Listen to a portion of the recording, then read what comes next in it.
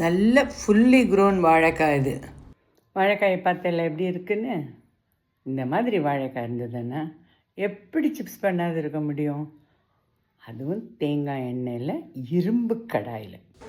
ஃபேக்ட்ரியில் காற்று ரொம்ப அடித்தோடனே மரம் விழுந்துருன்னு நினச்சி அதுக்கு முன்னாடி கொலையை எடுக்க சொன்னேன்.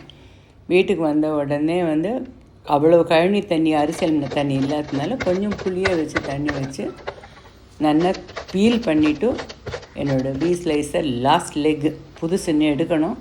அதில் தான் மடமடன்னு சீவி ஒரு வாழைக்காய் தான் அட் அ டைம் போட முடியும். அதுக்கு மேலே எண்ணெய் வச்சா சுட்ட எண்ணெய் மிஞ்சி போயிடும். எண்ணெய் வச்சேன், வீடு ஃபுல்லாக கமகமன்னு தேங்காய் எண்ணெய் வாசனை. இரும்பு கடாயில் வச்ச உடனே எல்லாம் பக்கத்து வீட்டுக்கெலாம் போயிருக்கேன். இவள் வீட்டில் என்ன ஃபங்க்ஷன் நினச்சிருப்பா, அவ்வளோ வாசனை தேங்காய் எண்ணெய். நான் சிப்ஸை நல்லா வறுத்துட்டு எங்கள் அம்மா சொல்கிற மாதிரி சலன்னு சத்தம் வரணும்பா.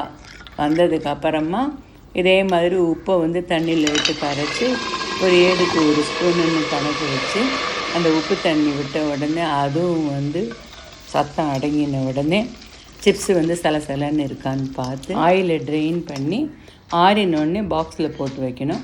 கொஞ்சம் போர்ஷனுக்கு சில்லி பவுடர் அண்ட் அசப்போட்டிடா, கொஞ்சத்துக்கு சால்ட் அண்ட் அசப்போட்டிடா, அவ்வளோ போடுன்னு நினச்சேன். ஆனால் அந்த சிப்ஸு எண்ணெயே கையில் ஒட்டவே இல்லைன்னா அவ்வளோ ஃபுல்லி க்ரோன் வாழைக்காய்.